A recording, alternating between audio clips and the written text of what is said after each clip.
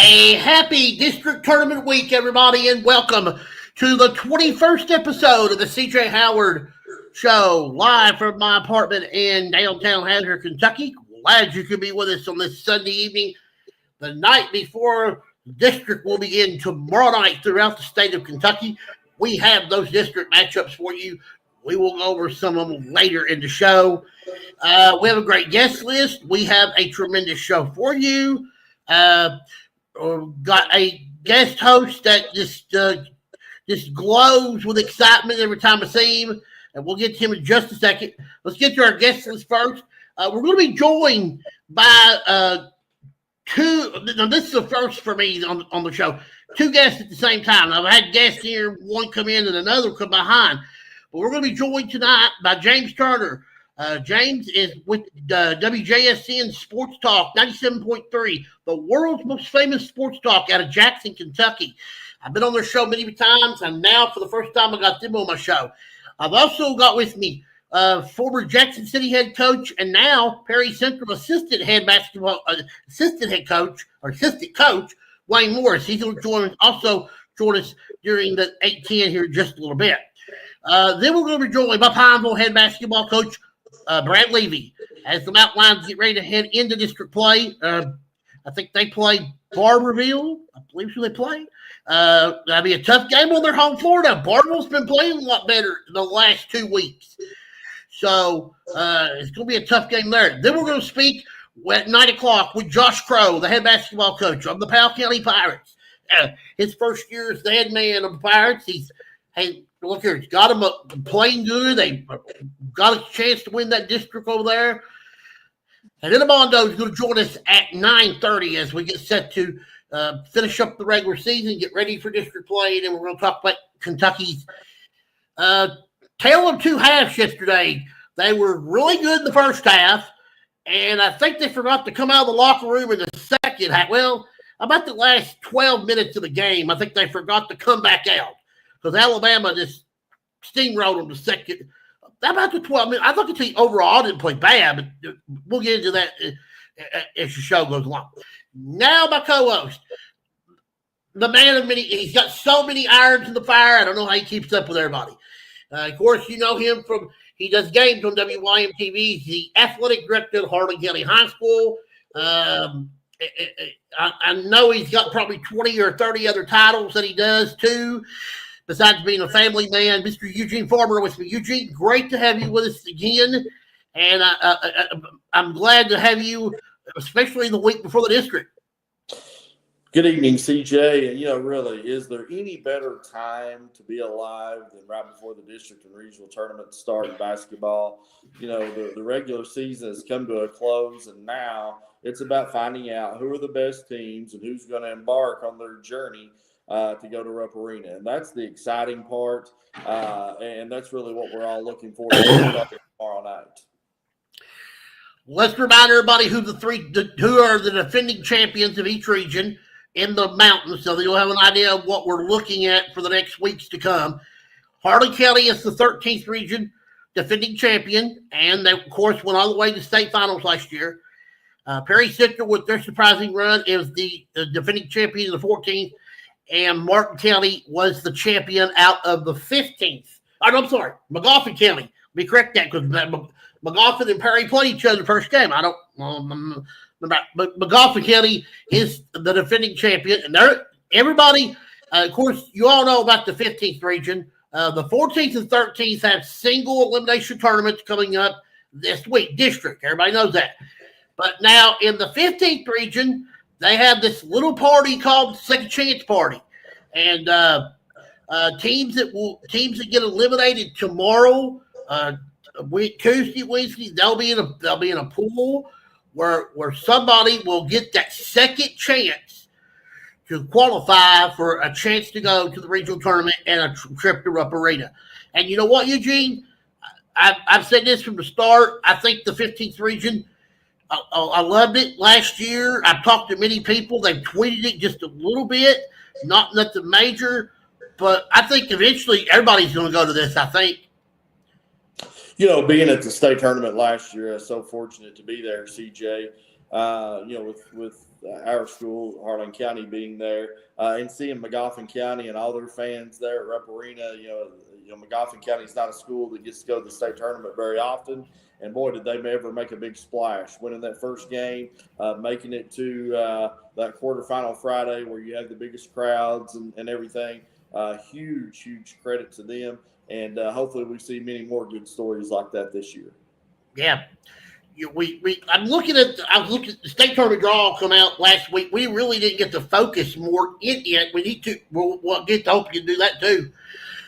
But we look at the brackets. I think it's set up for another mountain team to get to maybe another semifinals, finals. Maybe. I mean, we're going to get two.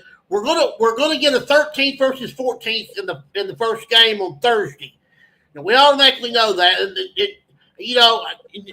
Usually, I don't want to throw hats out there, but if you got, there's so many great matchups that you could see in them that it's just everybody's excited. They can't wait. They want to get that done now so we can see who's going. Yeah, the bad part about it, I've sort of got mixed feelings about it, CJ, because in most years, you'd love to see the 13th, 14th matchup because. That gives somebody the chance to advance. The problem is this year, the winner of the 13th and the winner of the 14th were both good enough to have the chance to advance. Exactly, so that's right. Sort of the negative side of it. Yeah, you're 100% right. And I think the thing about it too, we saw the draw and I thought, well, I hadn't seen a 14th or 13th yet. I'm thinking, I hope they'll draw each other. I hope they play the same day, but not each other. And then you saw the roll ball 13 out, ball 14 rolled out on it.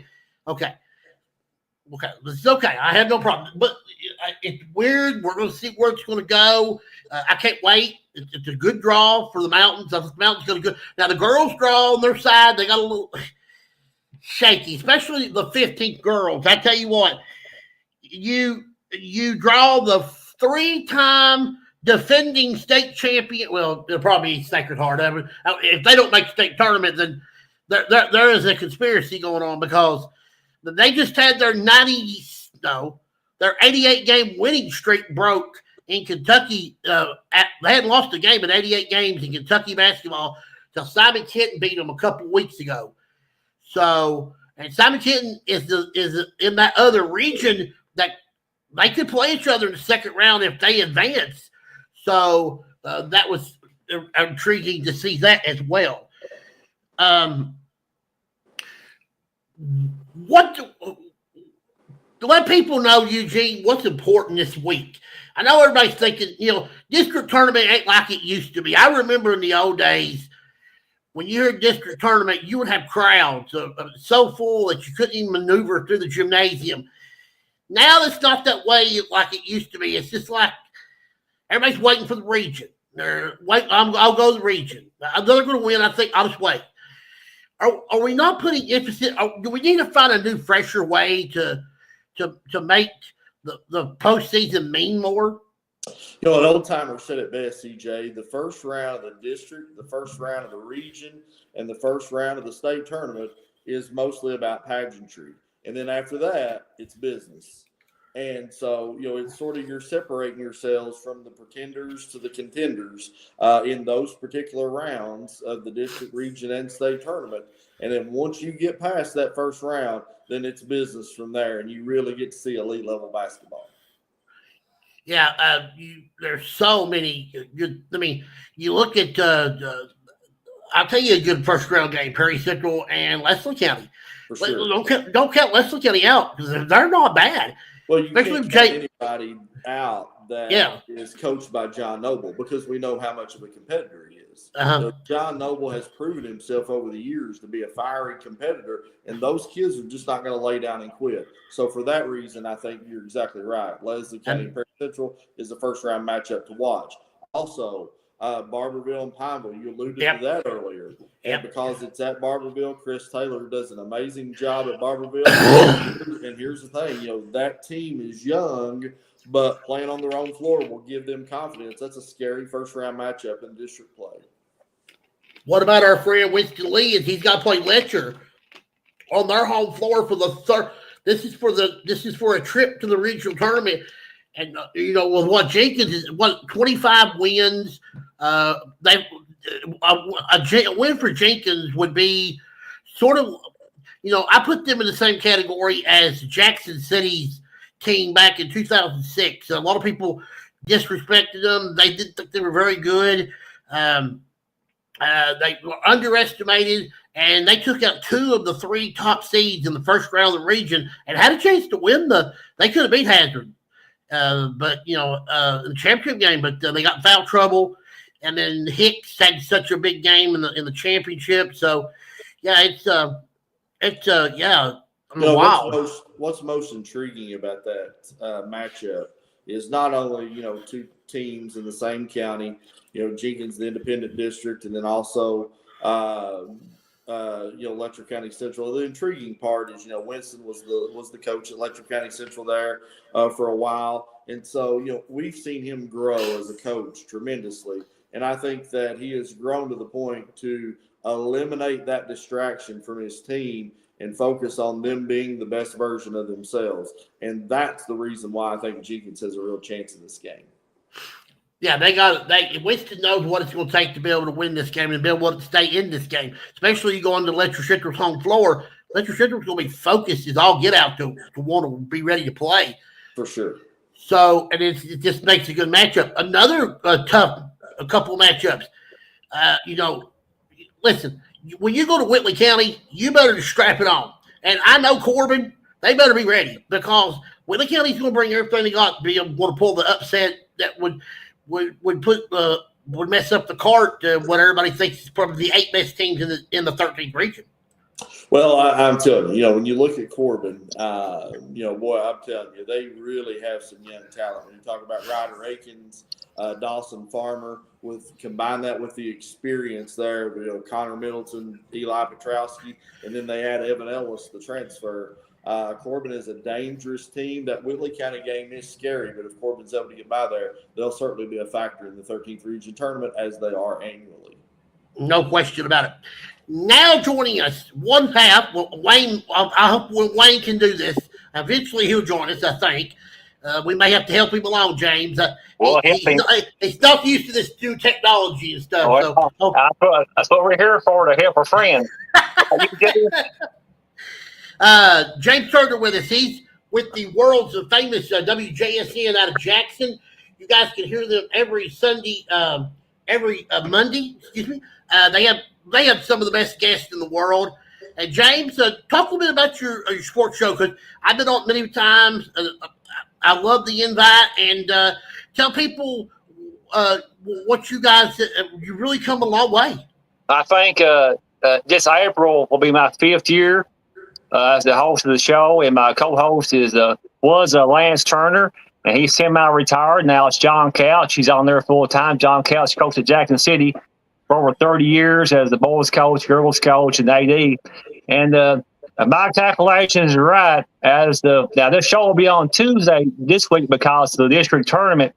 Their schedule is a little bit altered, and next week, depending on the draw with Breathitt County or Jackson City. So the sports talk show, we're off our routine just a little bit, but it's usually on Monday nights or Monday evenings from 5:30 to 7:30. And if my calculations is right, since I joined the show, this Tuesday coming will be the 247th show that I've been a part of. So just very happy and grateful to be a part of the WJSN sports team, and like CJ and Eugene promote these student athletes, and also these old coaches that sometimes we kind of forget about. We bring them back on the show and walk back down memory lane with them. And we go with it's worldwide. So we got college coaches from across the country, athletic directors. And one of my biggest guests was like Rick Burry from the NBA, ABA. And we had the Gonzaga's athletic director. His last interview was with us on Monday. He retired on Tuesday, but we really focus on Kentucky, Eastern Kentucky, grade school, middle school, high school. It's a fun time of year if you're a basketball fan, and CJ Howard and Eugene can attest to this because right now season number 2 across the Commonwealth starts tomorrow evening, all across Kentucky, district tournament time start. Now it's win or go home. Well, unless you get in that championship game, of course, and you got one more life. And some of these districts, Eugene, I think, are super regions or now, and the 15th region. So you got an extra life. But yeah, tomorrow night starts season number 2 all across Kentucky. Mr. Turner, a huge fan of your show. You all have been so successful over there in Jackson. Listen, I know you put an emphasis as well on Breathitt County sports. I remember tuning in last week or a couple of weeks ago during that epic Hazard Breathitt County game at Breathitt County. And the question that I have for you is all year long, Hazard's been a dominating force in the 14th region. They've been top 5 in the state RPI pretty much the entire year. However, that game at Breathitt County, Breathitt County sort of had them on the ropes. So, really when you look at it, did that game sort of, create some loopholes for everybody to try to tackle that juggernaut at Hazard this year? Well, you remember a few weeks back, I guess now maybe a month and a half, Prairie Central had Hazard on the ropes. Yeah. And Hazard won that game, I think, by 3 points. So, of course, Al Holland, all-time wins leader in the 14th region. He has his season 14th region's record this season undefeated. I think 17 or 18-0. But the Bobcats have them on the ropes. Now, Breathitt County's played them 4 times. In the last 2 times, Coach Honeycutt, he's figured out ways to defend Hazard. Of course, Cottle might be the best mid-range player in the mountains, and ever so. You get him on the low post, he's a load to handle. For the Bobcats, if they can make it that far and the brackets line up right, they could face Hazard for the 5th time. But you got Wayne Morris now on the coach on the show here, maybe the top associate coach in the 14th region. And I'm glad that Wayne has figured out how to use this new StreamYard here. I had to have some help too, Wayne, so don't feel bad. Well, with Wayne and technology, they have to bond. They have to bond with each other. So, because I've seen him sometimes we'll be on the bus and he'll try to answer the phone and it gets him mad because there's nobody seems to be on the other end of it, but there really is. And because technology and him, they don't get along, but they do try to. They try in the end. So. I'll tell you what, CJ, if Wayne Morris is on that bus going to a game, he didn't want to talk to nobody. He's concentrating on Hazard or Leslie County. He didn't want to talk to anybody else, no distractions when Wayne Morris is on that bus going to a away game. Right, Wayne, Coach Morris? That is correct. I just sit down there and keep my mouth shut. Concentrate. Wayne, we all know better than that now. Wayne, I'm around you about every day, and we have a lot of fun. And but do you miss being coaching? I mean, being back in the top seat and stuff. Because I know you're such a good coach. You've done so well. You had some good teams to coach. I know your kids love playing for you. Do you miss it? I know you're still with assistant coach with Prairie Central, but being assistant head coach is a little bit different, as we all know. I really enjoy Prairie Central. I mean, I've learned a lot in the last couple of years helping Coach Hoskins. I mean, I've learned a lot. Right now, I'm not interested in it. I like to stay where I'm at right now, and I could learn a lot more with Hoskins. But if the time comes, I would love to have another head coaching job. Now, Coach Eugene and CJ, Coach Morris a little bit modest. He coached the middle school level at Breathitt County High School, middle school, SMS. And Coach Morris, tell us what your record was as a middle school coach at SMS or Breathitt Middle. It was 136 and 14 losses. So that's about 90% or 90-some% win rate, Eugene. That's pretty good at any level. Absolutely, no question. You guys are in Jackson. You guys see the scenery over there. The tournament coming up. We've seen in the past when Breathitt County's had good teams, and we've seen Wolfe County have marginal teams, and then we've seen Breathitt County lay a bad egg, not go focused, and end up losing the district, and then end up really hurting them in the region. Is there a case that could happen again? Because Wolfe County's been playing a lot better lately. Well, anytime you play in the Rose Gymnasium down there in Campton, Of course, now Wolfpack has to get by Jackson City first. They're playing a whole lot better, and Coach Carpet back.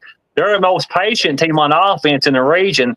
They remind you a lot of Hazard because they'll pass that ball 4 or 5 times. They will reverse the basketball, try to get a mismatch. They're very, very patient. They shoot off 3-point baskets, but Wolf County always, and Coach Morris can attest to this, is 6 or 8 points better at home. Right, Coach Morris? That is correct. When you play Wolf, I mean, it's like a home court advantage. Wolf County's always tough in that gym. Coach Morris, I have a question for you this evening. I think it's always different when you're there every day. Since you've been at Perry Central, what's one of the things that you think makes Perry Central a perennial power and there in the very end every single year? Coach Hoskins, his number one focus is defense. Defense, he preaches defense probably 80% of the time. If you play good defense, your offense will come to you. If you don't play good defense, the offense is not going to come. You're just going to slack. Shannon is the best coach I've ever seen, defensive coach. He's the best that I've been around. I tell you what, Coach Morris, Coach Honeycutt, I think he's been to the state 7 times with the boys and girls in the All-A and the 14th region. Of course, Al Holland's been there a bunch. He's got 800 wins, but I think Coach Hoskins is one coach that a lot of folks sometimes overlook how his basketball IQ is through the roof. He's played at South Carolina, played with Georgetown and Happy Osborne. He coached under Alan Hatcher. So, I mean, Coach Hoskins can coach. I think Coach Morris, if I'm right, he's been to the state 4 times as the Commodores coach. Is that right? Absolutely. Okay. This is this is another one of those seasons that everybody's talking, they're chirping Hazard, but listen, I can tell you right now, Perry has a chance. You got to get out of your district first, but if you get the 8 teams in the region you expect, I mean, anything can happen on any given line. We saw last year, Perry took and they were playing the best basketball at that time. I mean, it wasn't that they played the best basketball for the whole month. They played the best week of basketball. And Wayne knows that because we saw it. Those kids, the challenge was in front of them every game, and they went and took advantage of it. And that's what you have to do when you get the tournament done. That's what makes Shannon such a great coach. He knows the moment, and he takes the moment, and he builds on it. And he gets those kids wrapped around it. When they do, they're ready to go. Listen, Tuesday night's gonna be a tough game with Leslie County. Listen, Akron scored. He got the big boy trip inside. Leslie County they're very good, and I expect John to do something that we've not seen this year. So I mean, it's going to be a tall task for the Eagles. For both the Eagles and the Commodores coming up on Tuesday night because it's going to be a hard game, and both teams have to be prepared. That's a danger game, and then if you get Breathitt and Wolf in the finals of the 55th boys, there's danger written all over that game for Breathitt because you don't want to go in the region as a runner-up because it's just going to be tough. Oh, I agree with that, and Eugene will agree too. Yeah, and that number runners up. I mean, who would want to face our Breathitt County in the first round, or vice versa? So, yeah, meaning that the district championship is always a head up and an advantage in any region, and Coach Morris knows this too. He wants to go in there and get that championship bracket and get that better seed, right, Coach Morris? Yes, I agree with you. Yes, we need the number 1 seed. But, as of tonight and starting Tuesday night and Thursday night, every team in this region is 0-0. Yes. It's a new season, and it starts. You better not look over nobody. Nope. No one. If you look over anybody, you can lose. Yeah, and it's just like Perry Central, and CJ knows this. Yeah, exactly. I do know it. Last year we was shooting 65% from the foul line. This year, Perry Central is shooting 75.8. Yeah. I get so angry and He upset does. with the kids. When you miss a foul shot, that's an opportunity you let it's went away. Foul shots will win the games for you. It's just like last year in the finals of the 14th regional. Perry Central was for 19 for 26, and we beat Breathitt by 7. If we didn't shoot good foul shots, we could have lost it at the foul line. Yep. 100%. And, you know, in the game, we saw in the Breathitt Hazard game in the semifinals, foul shooting was the reason in that game to why there was the outcome that we saw when Breathitt won that game. Because Hazard, I think, missed 8 free throws in the fourth quarter and 7 of them in the final 2.5 minutes of the game. And then, you know, Coach Holland remembers those things. And that's why that's why you see this year they're a much better free throw shooting. They've improved a lot on the free throw shooting on the line. And everybody has, you know, Coach Morris, he looks at me every time. I'll say, we're 10 out of 11. He likes that. Now we're pumped. I'll go, Wayne, we're 14 or 20. Oh, you know, because look, Wayne does the free throw shooting for practice and stuff, and you can tell the improvement of these kids at the free throw line. Because I'll put us up against anybody at the free throw line. You get us in the 5-shot bonus, I want us there because I know we're going to knock them down. Now we're going to miss a few, but you know. Trey, knock them down. Landon, knock them down. I got faith that that's what a lot of teams don't realize. You put us on the line, we're going to knock them down. Majority of them. Let me ask you guys. Last night, we was 10 for 18 at the foul line, and we was playing a great Knox County team. Mm-hmm. We was fortunately that we won that game because we shot very poor from the foul line. 10 for 18 and playing Knox County, you're fortunate to come out there with a win. Yeah, and you hadn't played in a week, so I mean it was one of those. But it was a game that the kids found a way to win. Sometimes you have to play games like that to find the way to win games. So I mean it was. Okay, let me ask you guys this: how you like that new rule with the after 5 fouls, the double bonus? How you guys like that? I get mixed. When we talk to coaches, I get mixed reviews on that. A good shooting foul team. Team would love it. Yeah. Well, I could use another example. Breathitt Perry, week ago last Monday night, third quarter. Breathitt was early in the 5-shot bonus. They hit 11 of 11 free throws in the third quarter, and we were down 5 or 6 at the end of 3 quarters. Why? Because they were in that 5-shot bonus. Listen. Teams that can shoot free throws, they want to be in that 5-shot bonus. They want you to foul. But as far as we've seen, our officials a lot of times, if it ain't a head falling off or you ain't hurt nobody, they ain't gonna call foul. So you're gonna have to be able to. You want to draw a foul, you're gonna have to be aggressive, going to the bucket. And I mean, listen, there's some teams you want at the free throw line. Yeah, I mean, that's just, I'm okay with it. I do miss the bonus. I mean, I do miss 7 fouls and then 2 shots, but I'm okay with 2 shots after 5. It gets there so quick. I would have made it 6 instead of 5, but that's just me. The most improved player I've seen in this region shooting foul shots is Braxton Terry from Breathitt County. Yeah, he shoots about 81. 50% last year, maybe a little bit lower. But that kid has improved so much. He's probably shooting in the 80s now. I think shooting about 81%. He leads Breathitt County in free throw shooting. Spurrier shoots about 75. So Breathitt County, Honeycutt shoots him at 73. So they're a really good free throw shooting team as well. Yep. No question about that. Guys, question for you. I was talking to CJ right before we came on. You know, most years, everybody wanted to see that Mountain matchup in the Sweet 16 because they knew that one team would make it to the Friday quarterfinal when they have the biggest crowds and everything. However, I have mixed feelings because this year I think the 13th winner and the 14th winner would have a real chance to advance regardless of which region that they do. I just want to get your thoughts on that and that 13th, 14th matchup in the first round of Rupp Arena. Well, on the flip side of that, the 6th and 7th region drew too. The 6th and the 7th region, they drew.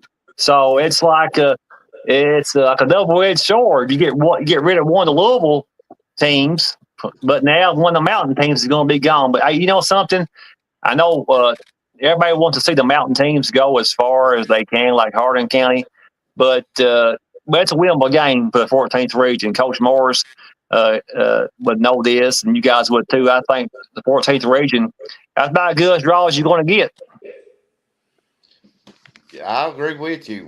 We got a good drawing last year. Yes. McGoffin County ended up beating us, but I think whoever comes out of the 14th region this year has got a big chance to move on. Don't underestimate that 13th, guys. Hardin County's good.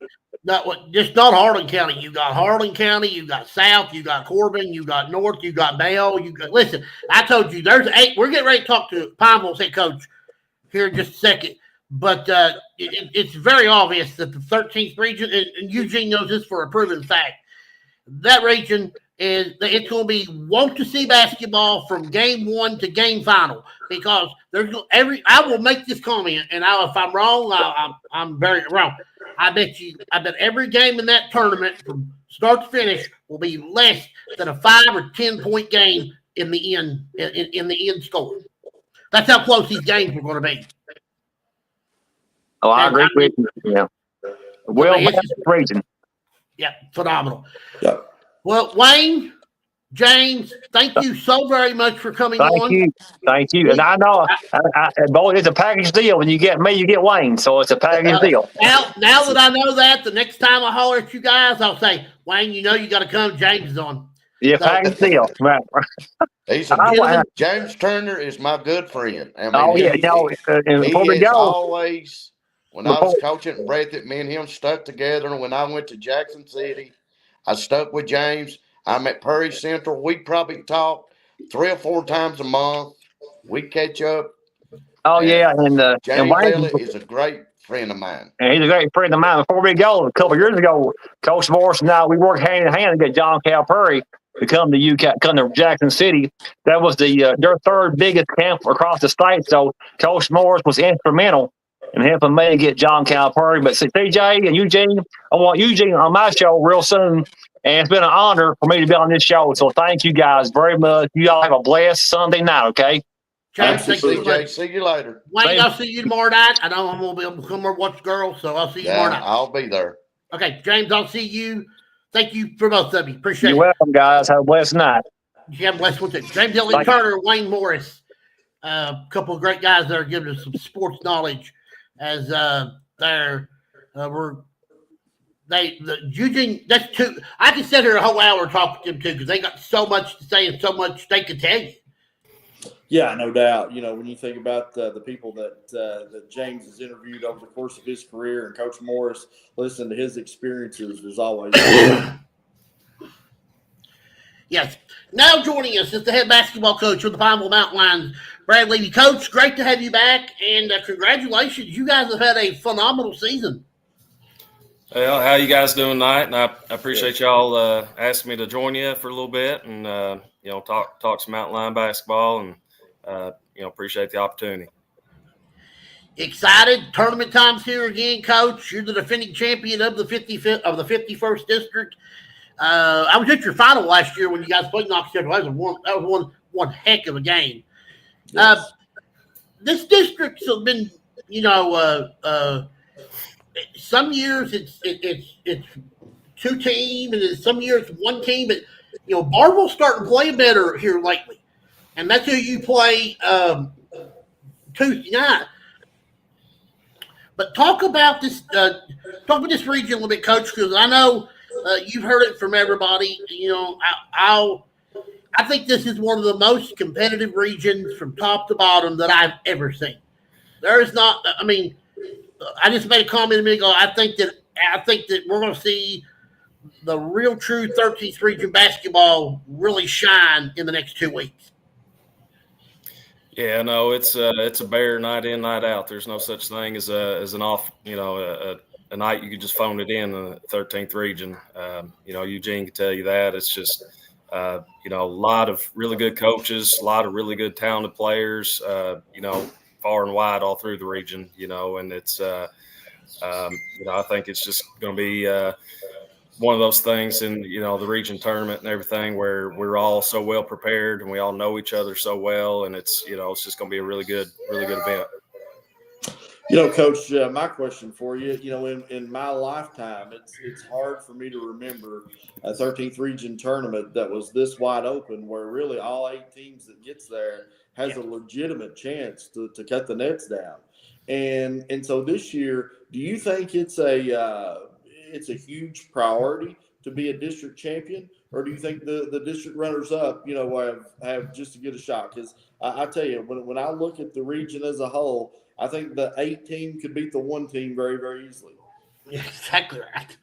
Yeah, no question. I mean, that's, I guarantee you there's nobody that's shooting for to be the runner up, that's all of our mentalities and everything. But, like you said, it won't matter if you go in as a winner or a runner up, it's going to be whoever you draw, luck of the draw kind of thing. It's going to be a tough deal to advance to that semifinal. But, it's just no easy nights. You can attest to that for sure.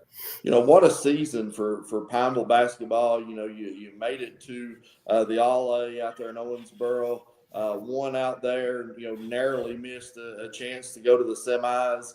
And then the mini had a great showing in the Mountain Classic early in the year. What's it been like to coach, kids like Sawyer Thompson and Ashton Moser and Jeremiah Beck all in one team? How you've meshed that team together has really, really impressed me throughout the course of the season.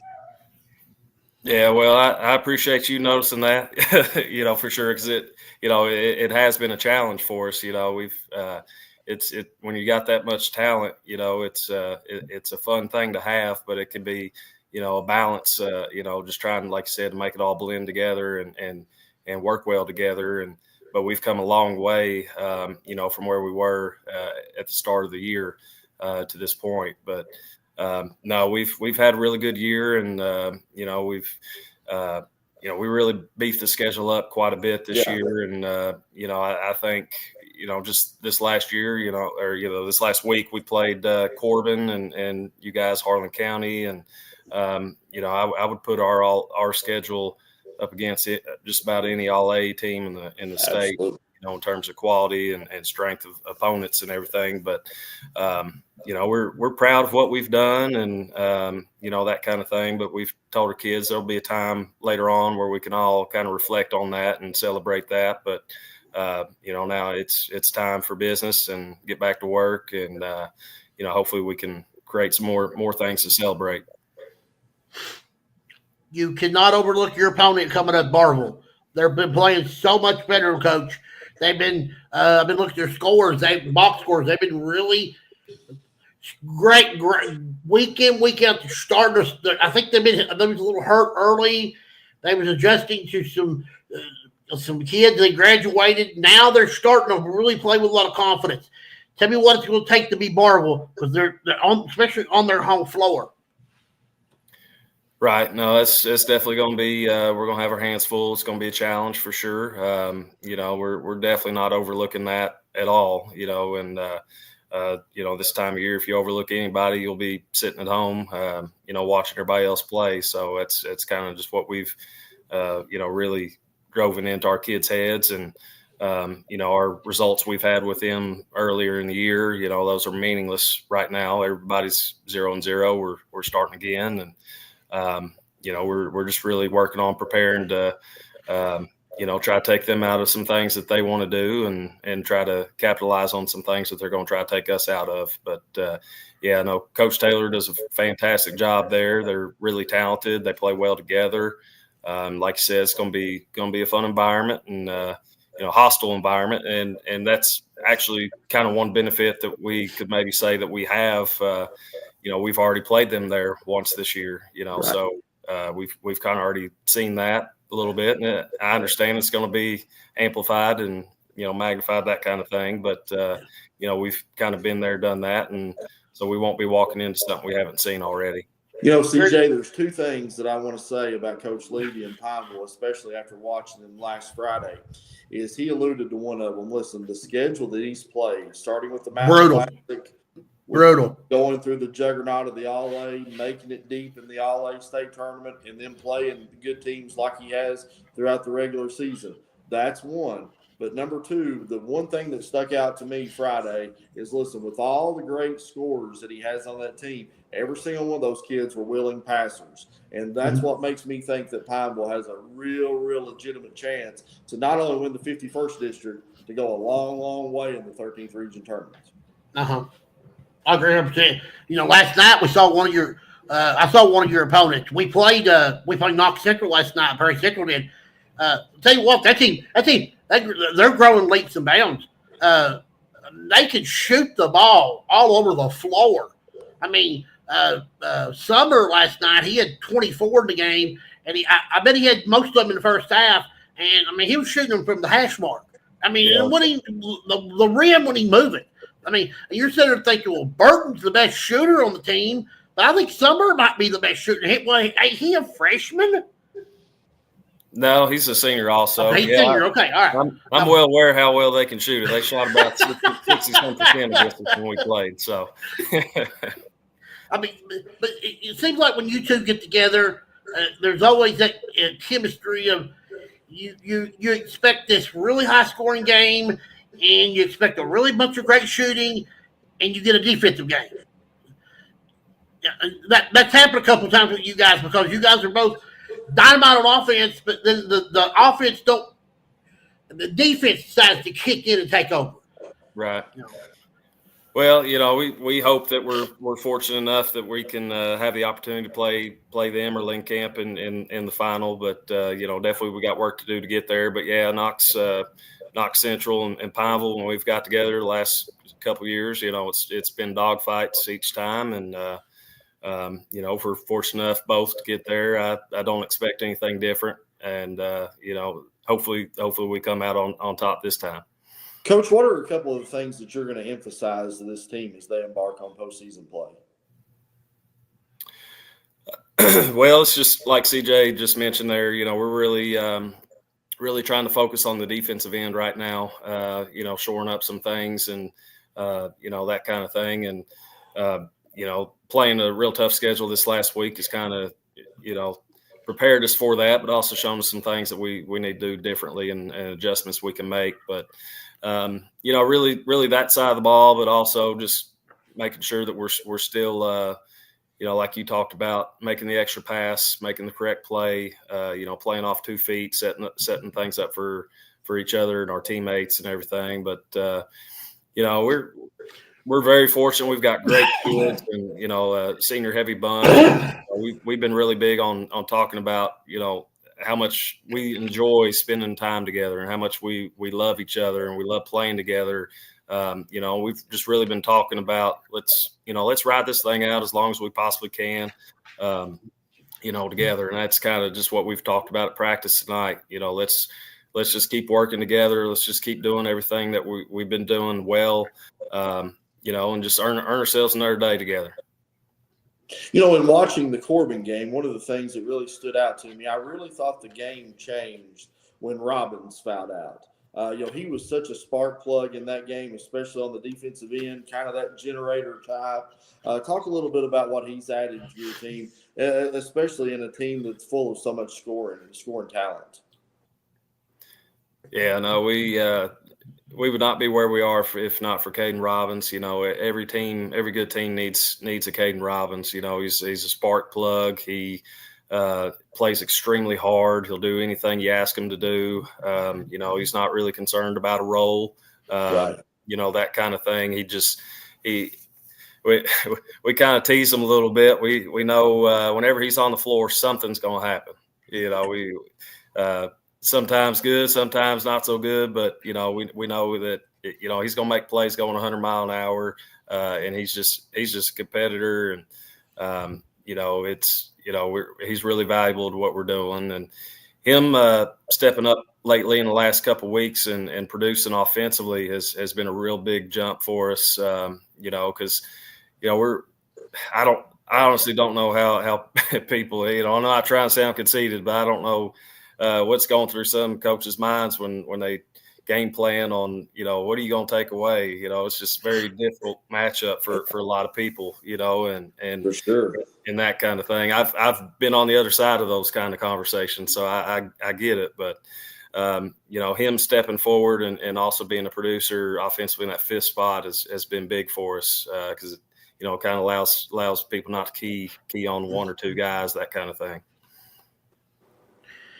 How did it feel this year to have the return of Dickie Phipps back in the 51st district? I know him back at Lynn Camp as he coached there so long, and then he got a chance to come back. And I know they've not had the record they wanted to have their first season with him back, but I feel like that he's going to eventually get them turned around.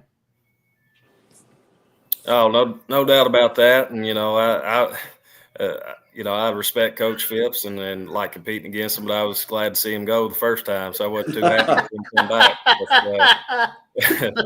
But no, he's a legendary coach around here and around the state, and like you said, he's done a good job with the team that he has this year, and they have improved quite a bit over the course of the year. And if he stays with them next year and beyond, I expect them to continue to improve. They definitely got better and better as the year progressed. No question about that, Coach. The next time you see John North, give him a little pat on the back of the head and tell him that was for me. Eugene will tell you to do that too. Yeah. But one thing that I've always been intrigued with you at Pineville, not with this, and I've said this to your football coach that just stepped down and took a job, and then of course your John and all your other sport. You guys truly love each other, and you work with each other so well that you've got Pineville on the map, and they're going to stay there for a long time because your kids play hard. They do great work. You guys as coaches work together with each other. You want to tell the other kids to play other sports to help the others out. I know I left Coach Green them out. I don't mean to because they're phenomenal on the girls' side. But I have to tell you, it tickles my heart when one school can come together as much as you guys have. Yeah, no, we, and that starts with leadership. It's not just, us as coaches, but our administration and community is, just second to none and in that kind of thing. But, definitely, like you said, we all know how hard this is and, coaching in general, but especially the small schools. So we all have to work together and, because if one of us succeeds, we all got a better shot at succeeding in general, we got something that we like to say around Pineville. At Pineville, it just means more, kind of like the SEC slogan. But, when we experience success in one thing, it's like we all take ownership in that because, we do share kids and, facilities and those kind of things. But it's a special deal here at Pineville. And, like I said, it starts with everybody at the top and, all of us working together. Yeah, Coach, 17 schools in the 13th region all won a district championship starting this week. But is this one year where you could actually see a district runner-up win the 13th region championship? Yes. Yeah, no question about that. I for sure think that could be the case. It's just so difficult, just even trying to prognosticate on who could be where or what or anything like that, because you could even have some things shake one way or the other that we weren't expecting in the opening rounds of district. But yeah, no, it's down at the arena. It's going to be a wild thing, and at the region draw, I don't really expect any coach to walk out of there super happy with what they get. And, because it's not really an easy draw any way you go with it. So, it's definitely a special time for us here in the 13th. But you got to do the one thing. You got to win that first game here, or there won't be no arena. And you told your kids that. Barville knows it's give or take. Somebody's going to earn a ticket to the arena. And that game, is going to be a good one. And Corbin, listen, Whitley County, Corbin, same type of situation there that you guys are in. They're in the same situation over there. Corbin having to go to Whitley County. How tough is it to go to Whitley County and play? Yeah, Whitley County is a very, very tough place to play. And like what Eugene said earlier, yeah, for Pineville and Corbin, they have the two toughest routes to get there because you guys are facing two teams that are just can pull that upset. Yeah, but it's one of those things with our kids. We're I don't know if we're too dumb enough to know any different or not. We'd rather have it that way anyway. We've never had anything easy. We just prefer it that way. So it's let's do it. Let's go. So. I love your attitude, Coach. That's how you have to be. If you wasn't that way, and your team wasn't that way, then you just go in there lost, don't know what you're going to get into, and you get beat. And that's what gets you sent to the house very, very quickly. Eugene, anything else you want to ask Coach? Well, I just want to say, what a first-class job Coach has done this year. I can't emphasize enough. His strength of schedule is right up there with anybody in the 13th region. And, judging by our run last year, to the Sweet 16, I always attribute that to playing in the King of the Bluegrass, the Arby's Classic, the YMT, all the difficult teams that we faced throughout the year is what prepared us for that. Coach Levy in Pineville has certainly done that this year, and that's why I expect big things from them in the postseason. Yeah, no, I appreciate that, Mr. Farmer, and like I said, that's how you get your team better and ready for this time when it really matters. We could have scheduled a couple of things there and be sitting around 23, 24, 25 wins or something, and right. And we feel real good about ourselves until we got exposed when it mattered. But some of those tests that we faced over the course of the year really prepared us.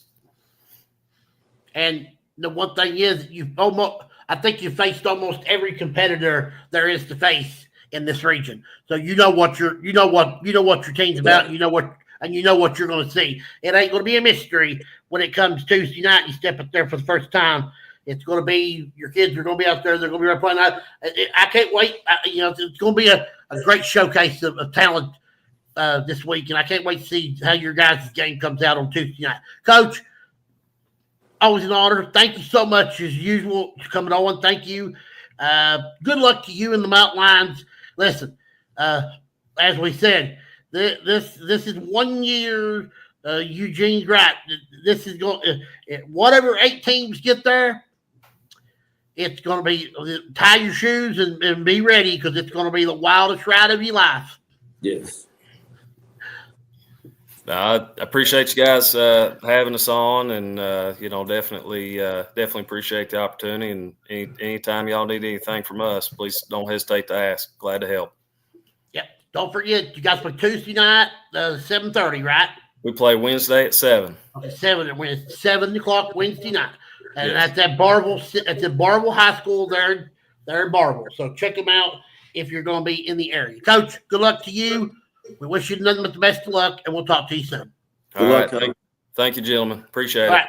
Brad Levy, head basketball coach for the Pineville Mountain Lions, as he gets set to get to play Barville. I'll tell you what, Eugene, that's going to be I've talked about this game several times. It's going to be one of those first-round district games that is like it's so intriguing. So intriguing. CJ, in years past, though, I think you'd agree that, your bigger schools, North Laurel, South Laurel, Corbin, would go to a regional tournament draw, hoping to draw a team like Pineville. Not anymore. Yes. Listen, you get a regional draw like a Pineville. Listen, they have 4 or 5 legit scorers. And when you have that many that can put the ball in the basket, listen, they're not shot takers, they're shot makers. And so whenever you have that kind of potent scoring, listen, you're always a threat. And that's why I think that Pineville has a real legitimate chance. You're right in the sense that they're going to have a very stiff test in Barberville. It's on the road. Coach Levy just hopes that the atmospheres that they've played in throughout the year has prepared these kids for the challenge that they're going to face on Wednesday night. But we've also known one misstep or one injury or one little thing go wrong, you get in that hospital environment. Sometimes you can't stop that from stopping, and it just keeps unraveling. So that's why you got to make sure that don't happen. The good thing about Pineville is, I think they have 8 seniors. So when you've got that many seniors that's been through the wars, they know this is their last ride. So listen, it's good to have that experience when you're going into an environment like that instead of a team full of youngsters. We look at these. You look at these rosters in the 13. There's a lot of seniors on these rosters. There's still some young kids that are pretty good, but the majority of these kids that are on these teams are all seniors. And want to congratulate Brad Sizemore on his baby. We were praying for him. It finally got to come home. Congratulations. It's doing better. He was also named Coach of the Year in the 13th region boys. And you know what? For him to win Coach of the Year in a region where I think everybody could have been a Coach of the Year at one time. That's pretty wild. Well, Bell County's had a spectacular year, and Brad is the main reason for that. Listen, the way that he's molded this team together, the way he has them playing here heading into the postseason. Listen, Bell County is also hosting the 13th region tournament this year, although it is at the arena. But listen, Brad has done a sensational job at Bell County. They're experienced, they're tough, they're physical, they shoot it outside well. And that's what makes them a very formidable team heading into the postseason. Bell County could be the 13th region representative at Rupp Arena if a few things go their way. What they Brad done this year that you talked about, we're going to go with Pineville, their schedule. What did you see Bell County's schedule last year? They won a lot of games, but Coach Sizemore felt that they wasn't prepared for the big time players and big time situations. But what did he do this year? He beat that schedule up. He still won some games, but it was a much tougher schedule, and it made them much better in the end. So yeah. Yeah, I mean, you look, they played George Rogers Clark this year. They played Walton Verona this year. They played at South Laurel this year. That was just in the last week.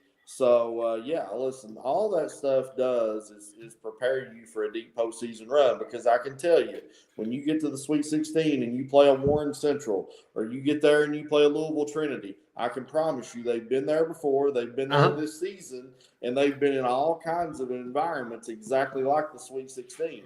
So you have to prepare that way if you hope to advance once you get there. Otherwise, you're just there for the pageantry. Yeah, exactly right. And last year was that was special for you guys, because you guys created some great moments in that tournament. Because once you got down there, nobody going to deny you guys from trying to get to the finals, and you had a great chance to win it. But it went back to the regular season, CJ. There hadn't been a Harlan County team since 1983 playing the Arby's Classic over at Bristol. And I don't know if a lot of people in the mountains have heard of that tournament. But listen, it's one of the most premier and elite high school basketball tournaments, not around, but in the country, where, you're going to play a USA Today nationally ranked team almost every game you play over there. Whether it's Jackson Reed out of Washington, D.C., Cale out of Georgia, who was the only team that beat us last year, had 4 or 5 Division I players. That's where South Shore out of Brooklyn, New York, that's where your team learns to play against a variety of different types of competition, different types of athletes. And also when we played in the King of the Bluegrass, I'll never forget playing Chicago de la Salle last year. That's a national brand. And, if you love high school basketball, when you go up against the De La Salle that you're going to face a very, very athletic inner-city team. And so playing those types of teams prepared us for playing a Warren Central, for playing a Campbell County, for playing an Evangel Christian. In fact, the Evangel Christian game in the state semifinals, it was like watching a replay of us playing South Shore from Brooklyn, New York on the last day of the Arby's Classic. And so by building and constructing a schedule like that, that prepares you to make a deep run in the postseason. And it's really the number one thing that I attribute our run last year to. No, 100%. Listen, I've said this 100 times. I'll say it 100 more. if I was coaching the sport, I'm gonna find out how good my team is. We're gonna bat. We're gonna play the toughest big boys you got. We're gonna find out how good we are. I don't care how many losses and wins we get, because eventually this schedule is going to pay off for us in the long run, and we're going to be a better team have played it. And you're seeing football to have to do that more because it's hard to get games. But now basketball, you want to play those teams like that, and it makes you so much better. Yeah, I mean, you ask yourself, what are you preparing for? Are you preparing throughout the season to make a deep tournament run? If you are, then you need to play a very difficult schedule. If you're trying to build confidence and you got a young team, then you soften your schedule up a little bit. But I really believe that if you got an experienced team that you think can make a run, especially if you're in the mountains, because not a lot of people in the Louisville, Lexington area, when you go to the Rupp Arena, think or expect you to win 1, 2, or 3 games and get to those bigger stages. But when you do, listen, the atmosphere is absolutely unforgettable and one of the best experiences I've ever had as an athletic administrator. Ain't no question about it. That's why they call it the greatest show in hoops. Yeah, absolutely. Of course, this year, the greatest show in hoops is not going to start until we're going to have a week in between. Yeah. It's going to be the girls' Sweet 16 first. Then we're going to have a week off due to the NCAA men's East Regional Tournament. It'll be played in Rupp Arena. I think it's Thursday, Friday, and Sunday are the dates for those games. Tickets are still on sale too at Rupp Arena if you want to go watch some of the games there. We don't know who's going to be there, but we expect some. Probably, I think Duke may be playing in Rupp Arena. Well, that'd be wild. I think you could see an Auburn, Tennessee in Rupp Arena, just because of the location. Listen, for folks who have never been to an NCAA tournament, it's unlike any sporting event that you'll go to. When every team knows that it's one and done. As far as one bad game and you can lose, listen, the electricity in the environment is just unmatched. And so folks that are basketball fans all throughout the Commonwealth, get those tickets and go, and I promise you'll be treated to a show. Yeah, there are no questions about that. Supposed to have Powell County head coach Josh Crowe. I might have to see if Josh forgot. He might be still in practice, though, too. Some of these coaches like to coach a little later, and sometimes that's why I schedule some coaches later than I do others. Armando will join us at 9:30. Let's talk about Trent a little bit. Trent's playing time has been going up. Didn't play as much last night as I didn't see his final game minutes, but talk about Trent, where you think he's at as we're midway. Well, we're almost at the end of the season now. Well, a key word is growth, and I think we've seen growth from him throughout the season, not only in minutes played, but also in his confidence, his sense of belonging. One of the things about Trent is he has one of the best work ethic of any kid I've ever been around. He and Maddox have both. Many times I remember shutting everything down on campus around midnight after football games, and they're still in there doing drills. I remember showing up at 5:30 in the morning, they're in there doing drills. So listen, I know he's got the work ethic as he continues to get more and more comfortable and confident. I think that you're going to see him play a whole lot like he did against Tennessee at Rupp Arena, where he about blew the roof off the place. He got 23 minutes yesterday against Alabama. Yeah. So that's good. I mean, you look at the starting five, 29, 27, 22, 28, 35. He got 23. And he was sixth man, so that tells you, that's good. I mean, his minutes are increasing, and they're getting more. He's getting out there more. Unbelievable. Well, again, I hate to keep talking about it, but the light bulb for me went off last year when I watched Trent against De La Salle, when I watched Trent against Cale, and I'm watching him against the best high school teams in the country. I think, wow, this guy can hang. And it was at that time that I really started to understand, like, look, this kid is ready for the grind of the SEC. And I think as it has showed throughout the course of the year, he continues to grow and evolve, and his game continues to develop and get better. Yeah, there's no question about that. I'm sending Coach another. I'm telling him to try this one. See, some of it's been not going as well.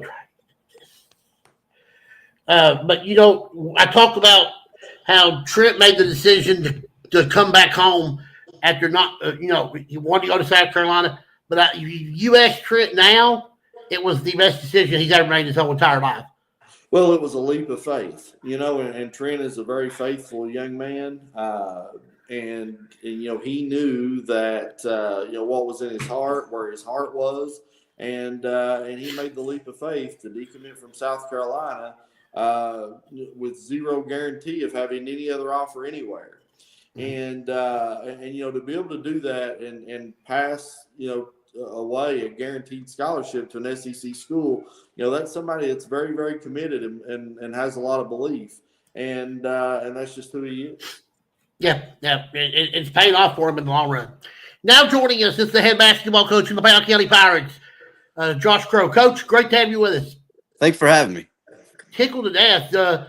Rookie head coach, your first season as with this team, and I tell you what, Coach, you're opening up some eyes this season. You've got a nice team. They play hard. They're under the radar. People don't really give you the respect you deserve because you deserve more what you get. You've been showing it lately, and you've done a good job with this group. I appreciate it. That's our guys have worked really hard. We came in the season a little. We had Dylan Carter, who would have been our starting point guard. He went out with an ACL injury in football this year, so we're a little disadvantaged starting off. We had some guys will step in, take on some different roles this year than what they had last year. We only have one experienced varsity player in Bryson Edwards this year, so the guys have stepped up. They've worked hard every day, and I'll be honest with you, they talk about wanting to win not only a district championship but make a run in the region, and that's what we're working for. So. Yeah, you've had a unique year. You've had some ups, you had some downs. Yeah. You've had to adjust to this, you've had to adjust to that. But for your first year, how do you feel? How do you feel right now about your team? But listen. The other night, I watched you play Breath County. Mm-hmm. I was totally convinced, and I'm still convinced, I would not want to see you in that first round game in the region. Because, you guys you was dominating them. The youth got in there towards the end, Breath County's experience. Sure. Yeah. But it just had to show you guys that you can play with anybody. We can. We think we really can play with anybody. And like you said, we've had some up and downs. We've had some losses this year we feel like we should have won. And there's been some close games we didn't feel like should be as close as they were. I think that comes in with the youth and inexperience a little bit, but I feel like we're playing really well at the right time, and guys are finding the role and knowing what the role is on the team, and that's really important this time of year. So, being a first-year head coach, you have to really make adjustments. I don't think a lot of people knew when this team was coming back what was going to be made of. You knew you had some kids coming back, but you had to stay healthy. And then, like I said, you've had ups and downs. You've had some games where you had to play shorthanded with the roster. Mm-hmm. You had to play some other games where you was waiting on some other stuff to happen, but you never lingered. They never fell into that trap. Oh wow, it's crap. No, we're going to find a way to get better. And sure. It feels like just watching the Breathitt game just showed me that you guys. I think somebody better be ready. Well, we've got to be ready too, though. Again, that comes with a little youth and inexperience. There's games sometimes when they feel like they can take a quarter or two off, and you can't do that. You got to play all 4 quarters as hard as you can play them. I feel like we really did well in the Breathitt kind of game, but then we played Menifee County the other night, and for 3 quarters, we didn't show up. We finally showed up in the 4th quarter and went in overtime and had to battle it out there. you can't do that this time of year. So we got to put 4 quarters together from here on out every game. You play Lee County in the district, excuse me. they're not bad. They've got 3 nice players. Fletcham's a really good player. Talk about them a little bit, as I think the tournament is also at Lee County. Is that right? Actually, we play Owsley, and it's at Estill County. Okay, I'm so sorry. I've looked at the wrong year then. So you play Owsley, at Estill. Okay. Yes, sir. So talk a little bit about them. I know this is Coach Gross's first year as head coach here. I think he's done a pretty good job with them kids. He has, and he's got a lot of young guys too. He's playing a lot of freshmen. And so I knew Coach Gross when they hired him, he was going to do a really good job there. They've improved all year long, and we played them. You know, we beat them fairly easy in the first game at home, and then we went up there and played them. It was a close game. They led a lot of that game. We ended up winning by 10, but they've improved a lot, and it's going to be a challenge. You know, district tournament time, regional tournament time, you got to throw records out the window, and you know, you got to be prepared because you're going to get everybody's best. So that's going to be a tough game. But we're excited for it. We worked hard today at practice, ready to go for another practice tomorrow and get ready for Owsley County. You ain't been hard on my man Brian Hall at Estill, have you? I mean, Brian. No. Listen, actually, a lot of people don't know this. When Brian was at Powell County teaching and coaching, I was a teacher there as well. So we taught together in the classroom for several years. So I love Brian to death. He's a great friend of mine. I think of him all the time. He's been a really great breath of fresh air for Estill. And then if you two happen to get in the finals, you guys have played a couple of nice games this year. We have, so that'd be a good matchup. That'd be a good matchup. As I've always said about the 56, I've told many people, disrespect around the board. I don't feel like you guys get enough credit for the basketball the girls and boys play in the 56th district. I feel like everybody talks about the 53rd, the 54th, but then they'll talk about Breath at the 55th. Then past that, there's nobody else talking. Right. How can we get the chatter in there and get you guys on this? Because there's good basketball over there in the 56. There really is. And every time we play each other, it doesn't matter what team's up or what team's down. It ends up being some good basketball, good games. So, you know, when I took over this position, when I came into the job, I told our guys, we're the district tournament is important. We want to go win that. You want to go challenge everybody in that. But we want to talk about a regional tournament. We want to talk about being in the top of the region. And that's what we've talked about all year long. That's what we've worked for. And I just, you know, I think we've got a team this year, and we get most of these guys back next year to mix it up and be there at the top and at least get our name up there. And hopefully, you know, I think Lee County and Owsley County and even Estill, they've got some talent coming up too that are going to shine in the next several years. So I think with that, the 56 can make some noise here in the next few years. I saw your schedule, your first schedule. You wanted to probably be a little linger with it now that you know what it's going to take to get you to be better. This is probably where you put your stamp on it, put some teams on there, and go play some teams that's going to make you better. That's going to you won't play teams that's going to hurt. That's going to don't play teams that ain't going to help you none. You're going to start playing these teams that's going to really beefing the schedule and make you guys better. Sure. Yeah, absolutely. Our schedule this year was probably a little tougher than it's been the past couple of years. I got to do some of the scheduling when I came in. Some of it was already done, but we added some teams on there. But yeah, that's what I told our guys. I'm not really concerned with what the record looks like. I want a schedule that's going to challenge us and really get us ready for the end of the season. And so we've got a team and I've already talked to some coaches. It's going to be a tough schedule next year, tougher than what we had this year for sure. So that's important in getting them ready for postseason. And you played all the regional teams you need to play and you make the region if you get past Owsley. And then if you can play like you did in the Bradley County game, Coach, you got as good a chance as anybody in this region. Yeah, we've just got to play well. That's for sure. That's up for anybody. But yeah, we definitely got to put a full game together, and I think we can compete for sure. Playing, of course, early in the season, you beat Knott County on their home floor. Yes, and, that was a big win for you. That was a great win. It was a good way. We just come off a loss. First game at Tate's Creek. The next night we had to turn around and go to Knott County. So we flipped the script real quick on that one and played really well at Knott. And then they came here and they got us by 9 at home. We played a good game, but they played a great game as well. It was a good game between both of us here. I feel like the whole region as a whole has really improved from the beginning of the year. I know Hazard's still probably the favorite to win this region, but I feel like that Perry's better, Powell's better, Breathitt's better, Estill's better. I feel like that any of those who you draw that's going to be tough because you got to come to play. You can't. Right. Just, oh yeah. I mean it's going to be tough. Yeah. Eugene? Yeah. Well, CJ, I haven't had the pleasure of meeting Coach Crowe, but I first learned of his name in 2003 when he was an assistant coach in one of two of Powell County's regional championship teams under one of my great friends and advisors, Greg Coldine.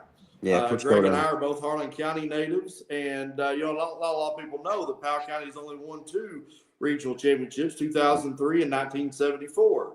You remember who was the coach there in 1974, CJ? Oh my God, I should, but okay. You have to tell me. Sorry. KHSA coaching legend Dave Fraley, who Dave Fraley. Yes, he did. He was. For Pulaski County, but he actually won a regional championship at Powell County in 1974.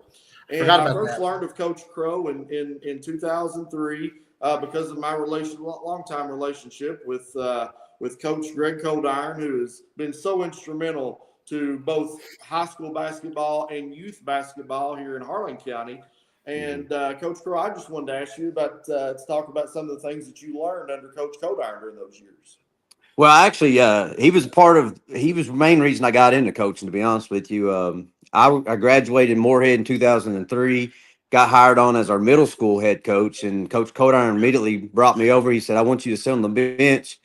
I'll take you under my wing, teach you some things, and we'll implement some of the stuff we're doing at the middle school program. And so that way we kind of had a transition from our middle school guys up to the high school program. And so, I got to learn a lot from Coach Coldine. He was a great coach, very disciplined, but he loved his kids. He loved his kids. He loved them on a personal level, but on a basketball level as well. His practices were hard. They were tough, and he was really old school. I call it old school way of coaching and teaching. And I've taken a lot of that and implemented it when I was at the middle school and even now. The guys will tell you it's a little different. I'm a younger guy, but I have an old school style of coaching and very disciplined approach to everything we do. And so that's something I took from Coach Coldine. I called him up when I thought about taking this job, and he said, Coach Crowe, are you sure you really want to do that? And I said, yeah, Coach, I'm confident that I want to go for it. So he gave me his blessing and wrote me a letter of recommendation and been really encouraging through it all. So.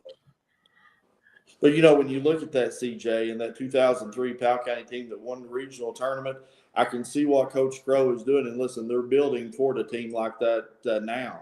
And I tell you, Powell County is not only good this year, but listen, if you're a Pirate fan, they're going to be good for several years down the road. And don't be surprised if Coach Crowe don't add a third regional championship to Powell County's storied tradition.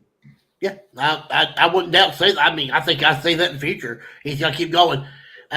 You have to build a good staff. You have to build togetherness with your kids and your staff. And if you do that, you can grow so far and leaps and bounds. And I think that's where it's going to go. One thing before you move on that I want to say is, when I'm broadcasting all around the region and the state, the one thing that I always notice is guys who are at the place that they went to school. Listen, there's nobody that's going to love and care about the results of your school like somebody that went there.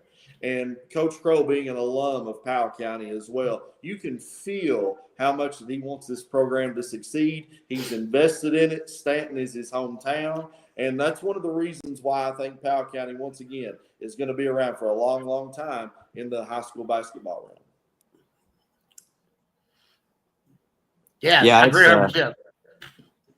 I grew up here, played here. All my family's played here. My parents played here. You mentioned Coach Fraley. My uncle Mike Crowe was actually Coach Fraley's assistant coach on the 74 team. So it's a lot of history there with me in the basketball program here. So it is very, very special to me. It means a whole lot to me. That's why I give everything I've got to it. My family's all invested in it. Both my boys play. My wife is at every game supporting us. So it's fun and exciting, and I love doing it. So I've been a Powell County fan all my life. Kid Jones was my hero. yeah, One of the greatest individuals of all time. I miss him every day. I think about him every day. He was a stable of Powell County athletics.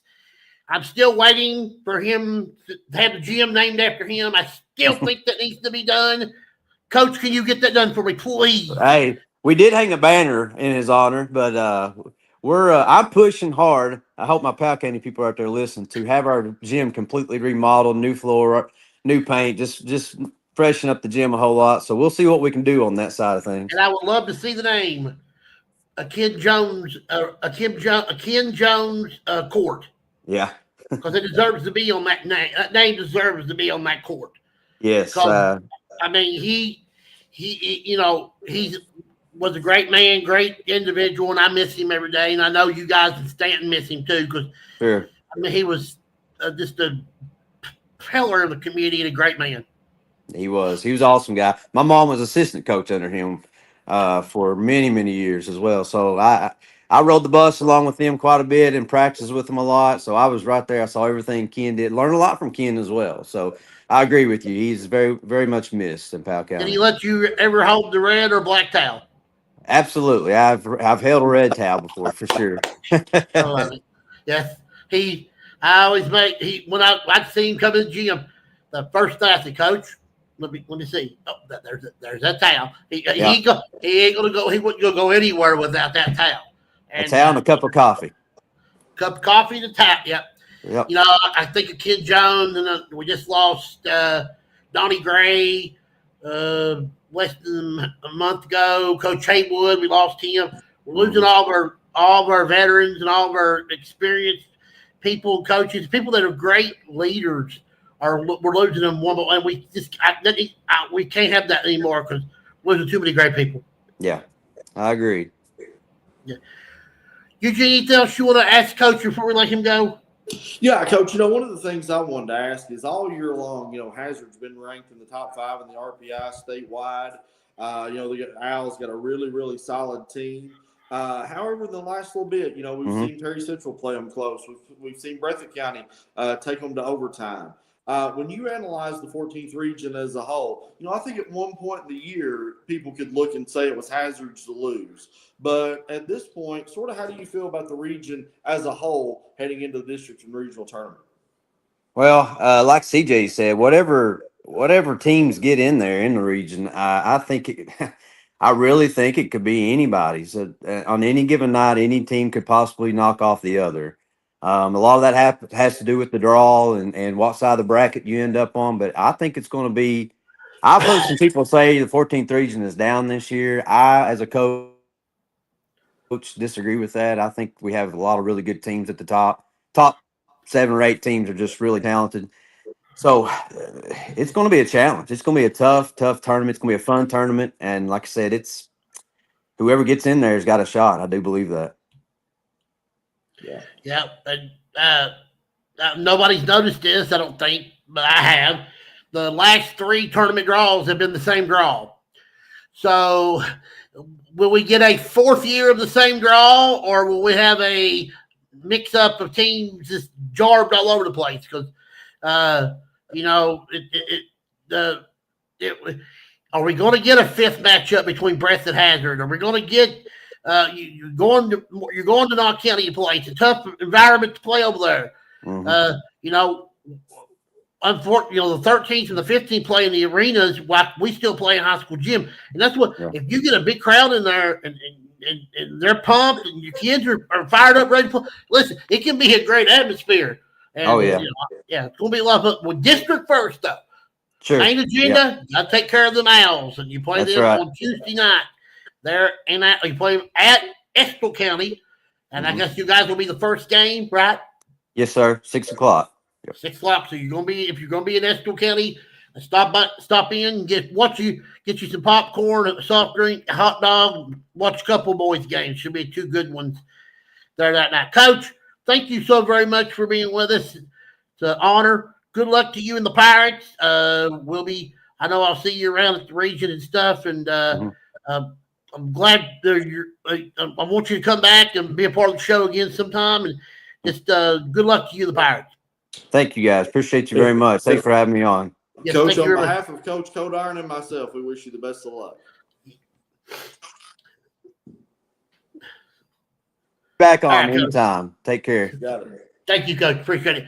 Coach Josh Crowe of the Powell County Pirates as he gets set for playing at Ansley County Tuesday night, 6 o'clock down in Ansley County. What's Greg doing now, Eugene? Well, I want to talk about Greg a little bit. Greg, when he left Powell County, he went to Lafayette, Lexington. He was an assistant for a few years and then was the head coach there before he retired. When he came back to Harlan County, one of the cool things is he started a youth basketball program on Saturdays, just teaching fundamentals, development, stuff like that. I just want everybody to know that Coach Codiron was very instrumental, especially at an early age, of helping to develop, Trent Noah, Ella Karst, Maddox Huff. All those kids went to the RAP program, which is what he started here in Harlan County, and look at the players that they've become. And I think the big thing that he instilled in them is, listen, not only great fundamentals, but also a work ethic. Those kids had to come on their own on Saturdays in order to participate in that program. And I think that really instilled the work ethic that they still have today. And a huge, huge credit to Greg Codiron for youth basketball and youth basketball development in Harlan County. Now he is actually still involved in coaching. He is an assistant to his grandson, Trey Spurlock, at one of our local middle schools, and still actively involved in youth basketball. And if you made me describe him, he was a great player, a Mr. Basketball candidate at Kaywood High School back during the 70s, one of the best players to play at Kaywood, went on to do a tremendous career at Morehead State University. And, if you ask me to describe Greg Codiron, other than, a wonderful friend and advisor, but he is a basketball guy. And I think that will live on forever. Kaywood's gym is one of my favorite all-time old school gyms of all time. Second probably was Cumberland. Then Everett's was third. And then in the 14th, you had Fleming Neon and Letcher. Yeah. I miss our old schools, but when you went to Kaywood, it was like you get chill bumps because there was something special when you went in there. Yeah, Greg, has so many memories of playing in that gym in the Trojan Dome, and what a player he was, what a coach he was, and so thrilled that he is still involved in youth basketball and youth basketball development after all these years. You want people like that around your kids, CJ, and that's why I'm so proud of the fact that he's come back here to Harlan County, remained active and involved in our community. Yep, 100%. That's what you got to have. You got to have people. You got to have people that wants to make your other people better, and you get those. You're going to go leaps and bounds over everybody. Yes. Armando is going to be joining us hopefully in about 3 or 4 minutes. Next week we got tournament edition of the CJ Howard Sports Show. We're going to have, we're going to tell you my guest list because we're going to have 12th region. We're going to have a representative from there. We're going to break down the 12th region brackets. Kenny G is going to be with me. We're going to break those down. We're going to have D&D is going to have with me. Thomas is going to be with me to go over the 15th region brackets. Then Nathan's going to be here for everything because he's going to be my co-host next week. Then John Henson's going to join me for the 13th, and we're going to break down the 13th. And I use John for my 9 o'clock slot because I'm really going to focus on once the matchups are when they first come out. I'm going to break them down. We're going to really go through these like a fine-tooth comb because these are the one boys and girls tournaments that everybody's I think is going to have their eye on. Then Armando will come in behind everybody and clean up the tournament scene. So we're going to have all your tournament news and everything here next week on the show. I think Eugene can tell me this. If I'm wrong, well, then we can correct this. The draw for the boys and girls 13th region basketball tournament is Sunday morning. Saturday morning At 11. I think 11 o'clock for the girls and 1 o'clock for the boys. Is that correct? No, I think they're both going to be together right there in the same time frame. Okay, so the girls will take place. Then they'll have their draw, and the boys will have their draw, right? Correct. Yes, at the arena. That is 11 o'clock, right? That's on Saturday. I think it's in the 11 o'clock time frame. Yes. Yes. So we want to. The brackets will be. They'll be off and running after they get them all put down. Bell County is the host this year, the 13th, and their administration, Jeff Brock and Rodney Slusher, and all their crew will do a fantastic job organizing and running the 13th this year. So we're certainly excited for that. Do they go by each year? I was going to ask you this. They still do like the 53rd hosted this year or the 52nd hosted this year. So next year the 49th will host, right? Correct. That's correct. Then they'll start back over next year, 49, 50, and 50. Okay, yeah, that's what I thought. That's what I thought you guys did. I love watching the 13th region tournament in the arena. I know that you guys would like to eventually get back to playing in some of the high schools a little bit, but we do it here in the 14th, and it for us it's special at times because we don't have the big arena. But sometimes I wish we could see our teams on a bigger floor and participate in an event like that. But we'll see where it all goes. Yeah, it's a love-hate thing. You either love it or you hate it. And there's very few people that are in between. Everybody's got their desires and their wishes when it comes to regional tournament. Some people like the ambiance, the atmosphere of the traditional high schools, and the other like the wider space, the more parking, things like that of your Appalachian Wireless arenas and your Corbin arenas. No question about that. I'm going to send Armando another fresher just in case he didn't see my message from this morning. But I agree 100%. Now the tournament's grown on me at the arena, but I still want to go watch a couple of team games in the 15th region at Pikeville. I've not seen a basketball game in there, but I've been there for a couple of concerts, and man, that was some of the best music and stuff I've ever listened to and been part of. But I'm interested to see how. I would love to watch a game or two in the 15th, but watching the 13th, there's not a bad seat in the house. Well, especially not where you sit, CJ, which is always in the front row. I mean, we can. Yes, well. So now the last 2 or 3 years, I have not got to sit in the front row. I've had to be in the stands. So hopefully someday I can be back down there again. I enjoy being down there. I love being a part of that atmosphere and everything. Now joining us is this He-Man. Oh no, that ain't He-Man. That's Armando. Oh, I thought we had He-Man with us. Okay, what's up, big guy? What's going on? You doing all right? We get away with. What about you?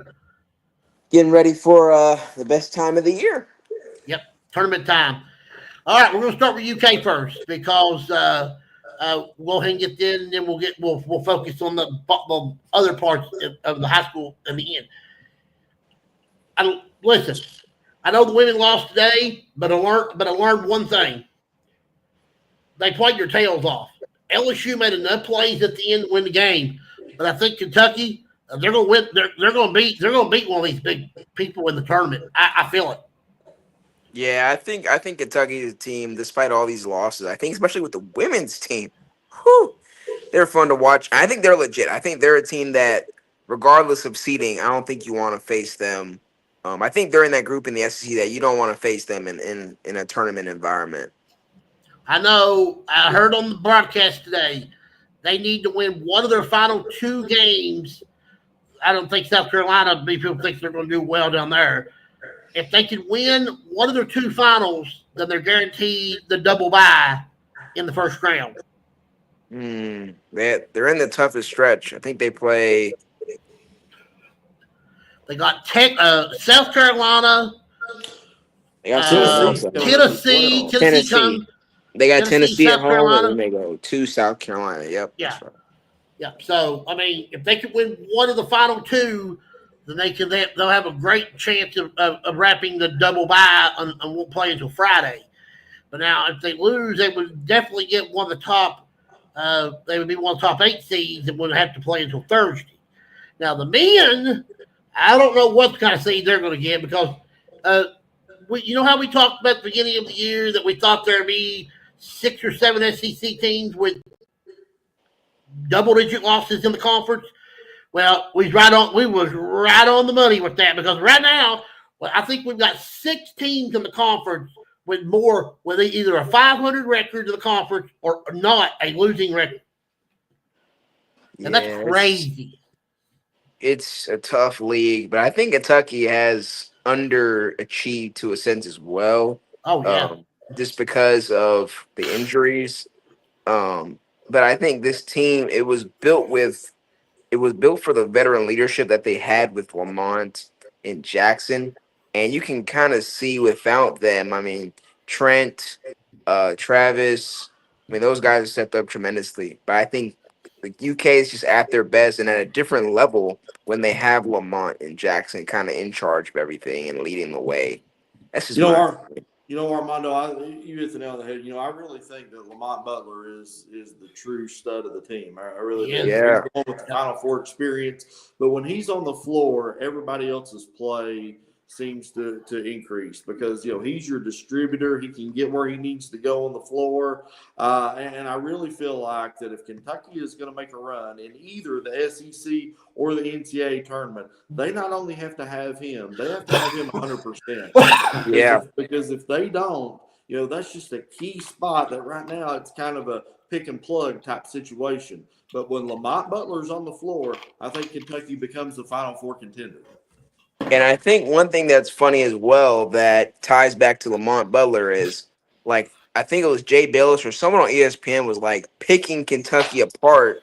It wasn't the Alabama game; it was another game. It was picking them apart for every offensive possession because their pace is just weird. Like they'll still shoot, but they don't have a pace. And they said every play they were like, "Well, that's why you need a point guard. That's why you need your point guard."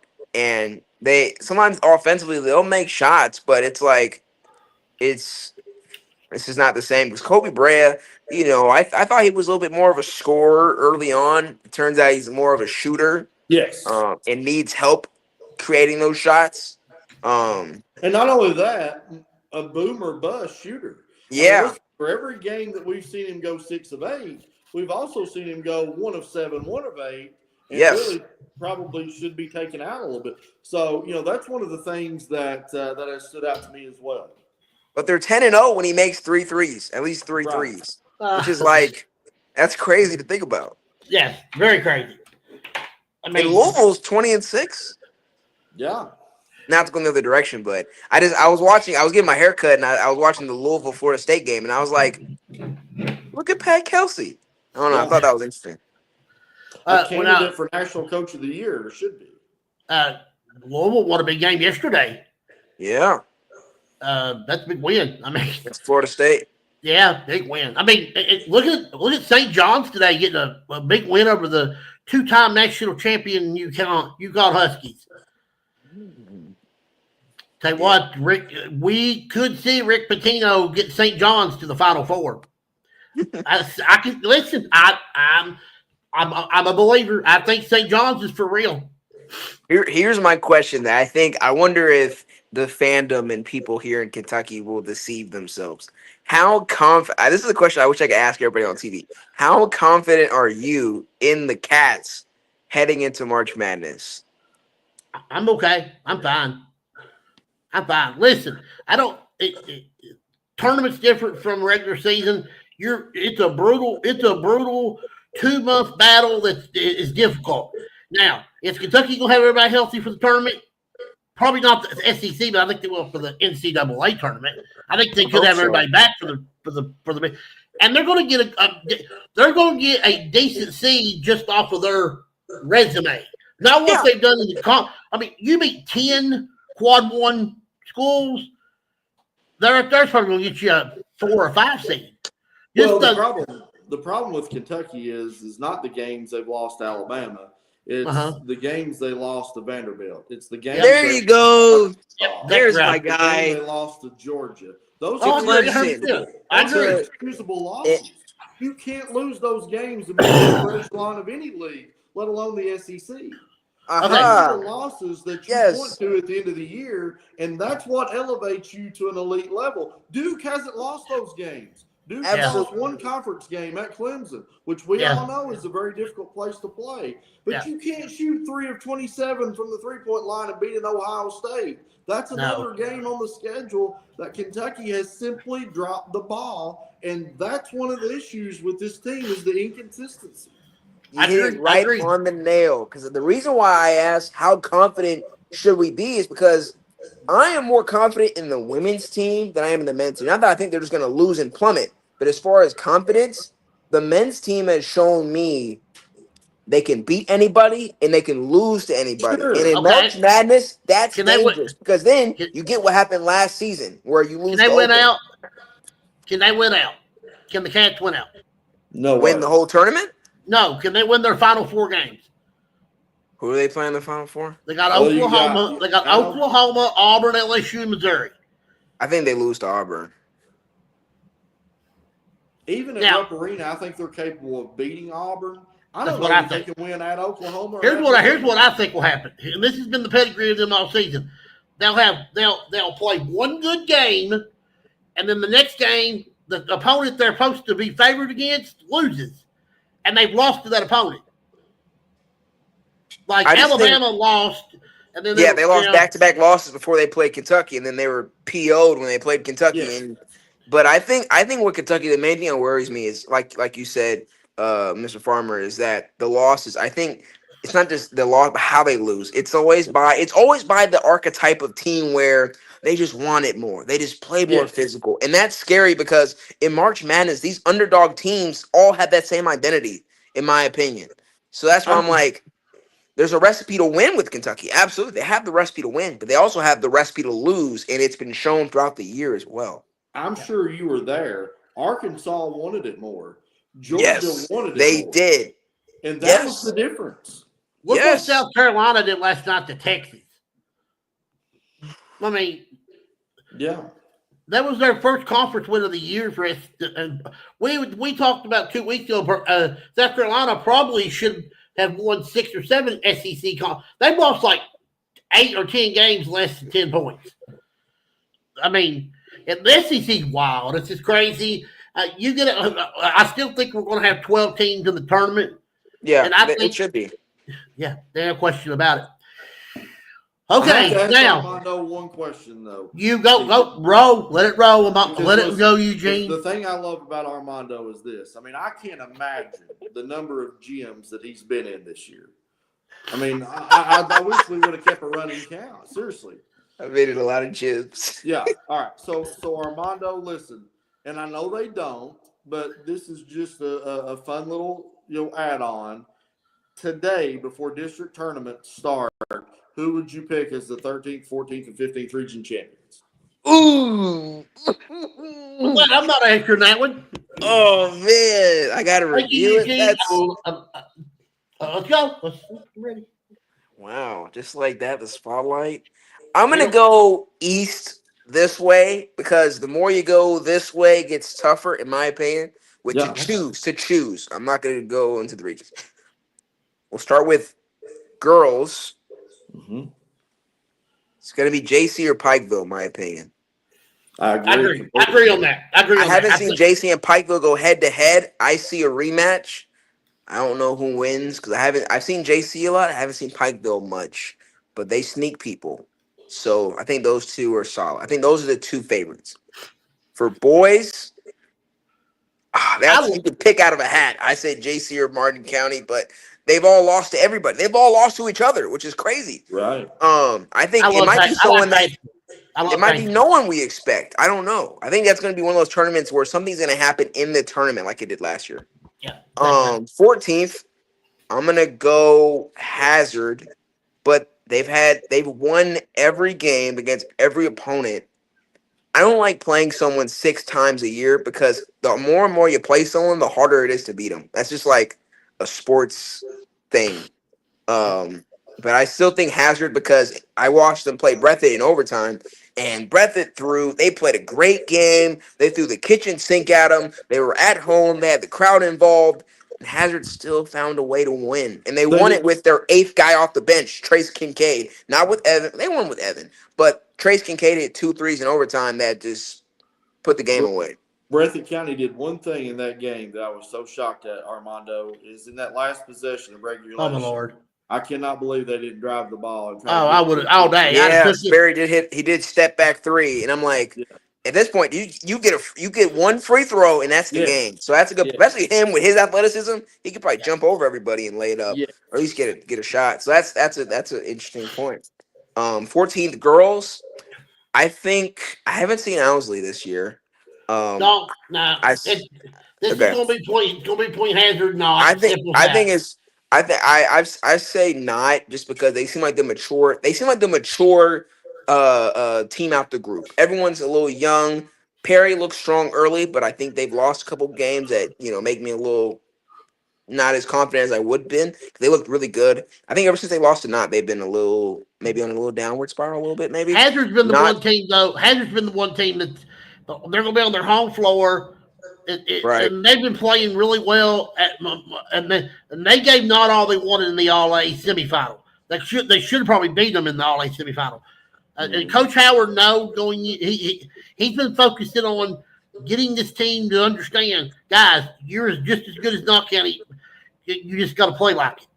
So. Yeah, I think they got a couple. They got a team, not just a few. They have a team, so I think they'll be a good challenger. If not, they can put some pressure on Knott, especially on ball, because I think Kyra's the main source. So if you can kind of make everybody else kind of see what everybody else can do as well, that'll be interesting. But Knott has some great players as well. Now the 13th. The 13th girls and the 13th boys is so good and so deep. The girls, I don't know. I'd say North, South, Knox. I think one of those 3. Yeah, I agree. I agree 100%. Yeah. I think it's tough with Corbin because, I think Corbin. I think with how deep the region is, I think you need more than 2 players spearheading it. I mean, they have good players, Lydia King, but I think it's tough. North, South, Knox. It was crazy to see North lose because I had to stop covering them because they blew everybody out. There was no point to me going to their games because they weren't double digit. They were double digit. So there was no point to me to go into the games. And I see they lose to South, and I'm like, whoa, they lost to Pikeville, and I'm like, whoa. But I think North, South, Knox. Boys, I don't even know who's going to win the 52nd district. Don't you think legitimately that there's 6 or 7 teams, if not more? Yes. 13? Yes. Yeah, I do too. Bell, Harlan County, Corbin, South, North, and Clay. Pineville. Don't listen. Don't take Pineville. Knox Central. Don't put them out of there. They're Knox Central 7. Where's you get your 8th team in there? Clay County. Clay County. I said Clay County. You said North Clay, Harlan. I said Bell. Bell County looks really good. Bell County, Harlan County. Okay. South. Corbin. Okay. North. That's 4. Clay. That's 5. You said Knox. Yeah. You said Pineville. 7. There's one more. Knox. No, we already said Knox. Did you get North Laurel? Yeah, I said North. So that's 8 deep. Yeah, it's about an 8 deep tournament. And they beating each other. Yeah. And they've all played each other the past 3 weeks. If you'll notice, it's been like a round robin. They've all, where they've needed games, they've all had to play each other, and it's been like really good basketball to watch because it's like, ooh, that's interesting. That's fine. Ooh, look at that. Ooh, the district tournaments are going to be good. That's what, I was. Your 2 biggest games on the boys' district is Barberville, Pineville, and Whitley, Corbin, because they're playing on the home floor of the 2 teams that could shock the world. What I'm jealous of Mr. Farmer is if this is assuming this goes as planned, that take care of business in the first round. But assuming Bell County plays Harlan County in the 52nd district title, you know how good that game's going to be. Are you trying to tell us that we might see that as the W1TV game of the week for tournament? I want to be there myself, so I'm gonna try to not make it the game of the week so I can be there. Okay. I'm gonna put it in my own selfish hands, but there are a couple games of this tournament's in Harlan County, right? It's at Harlan Independent, Harlan City. Harlan Independent. Yeah. Okay. So that will be. Oh, Lord, you're going to get if you get a Harlan County Bell County matchup in that little gym. Oh my God, that's going to be chaos. That'll be like old times. And the girls, I think the girls 52nd is interesting this year as well, because I was talking about it with my my colleague. We were getting our game plan and stuff ready. I think the 52nd girls is interesting because I think the first round battle between Harlan and Middlesboro, they split the regular season series. Yeah. And Middlesboro has a decent team, really good team this year. One I think that's competitive. Yeah, I think that's going to be very competitive. And I think Middlesboro has beaten Bell before as well. So, and then Harlan County, they're more the younger up and coming team with Coach Greer. But I mean, I think that's a great district tournament. I think it's night and day difference from last year when I think Bell kind of ran the show a little bit. Yeah. No question. I just want you to make sure that you go to these hospitality rooms when you go to these games. There's great food out there. I don't get to enjoy any of them, unfortunately. Well, you need to take the time. I don't have the time. Let me ask you this, Armando. How accurate do you feel like, especially as we get down to the end of the year, like the RPI is in the KHSA rankings? I am from Texas, and I never came across RPI until I came to this state. I'm not a big fan. Okay. I'm not a big fan. I just learned something the other day, Eugene. You tell me if I'm wrong. In football, you don't get rewarded for any points you play out of state games in football. But basketball, you do get points for playing games out of state. But it doesn't matter how good your opponents are. You get the same amount whether you play a 0-20 Christian school in Tennessee or a 30-0 powerhouse like Bearden or somebody out of Knoxville. But football don't get that same reward because if they have a hard time scheduling games and they got to go play Stonebridge of Tennessee, they get nothing. They get no reward or points or anything for playing that game. If I'm wrong, I think I'm right on that. I'm just interested to see, and I was interested to see last year of the teams that make it deep into the Sweet 16. Where did they finish the regular season in the RPI? I think it's an interesting conversation. I think it is an interesting conversation, but I think also the level of play, the level of competition is very different. It can be very different within the same region or within the same district, which I think is that's interesting to me. But one team I forgot to mention for the 15th region boys, we said JC, Martin, Paintsville, very it's a big parity in the region. But one team I think to look out for also is Pike Central with Jaden Stewart. For sure. He was the region player of the year. They've surprised some people this year. I don't want to forget about them as well. They've looked good. Yeah. Okay, now I'm going to explain to you how we're going to do next week because it's going to be you're going to come in. I've got people that's going to break down each of the brackets. They're going to break them down. Somebody's going to do the 12th.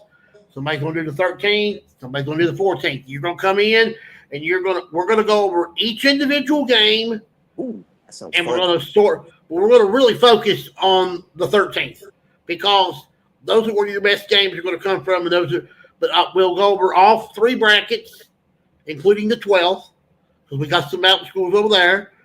And so that's your homework assignment. So when you see these draws, which we just found out, Eugene told us that the 13th region tournament draw is going to be Saturday at 11 at the arena. So that's going to be the pivotal moment. That's going to set the stage. Yep. Yeah. Going to get everybody breathing hard. Is everybody keeping the schedule the same? Where both the region boys. Okay, I can tell you what the 14th is going to do. They're going to play Monday, Tuesday girls, Wednesday, Thursday, boys.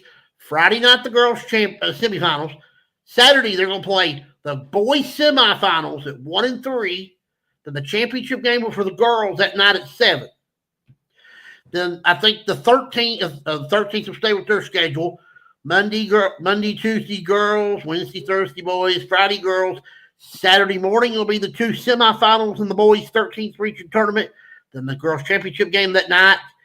And then the 15th region will do the same thing. They'll play their boys' semifinals, and then they'll have their girls' final that night too. So, are they all doing it the same? Where it's this next week coming up, right? yes. Okay. Now the girls have no leeway because they got to be done.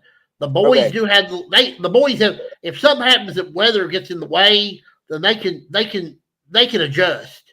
Yeah, because I know one of the first rounds of the NCAA tournament is going to be in Lexington, so I think that gave them like a week of if they wanted to change it. I didn't know if they were. I was going to reach out to people and see if they're going to change if they wanted to do the traditional way or keep it the same. No, they're going to keep it the same. They're just letting teams.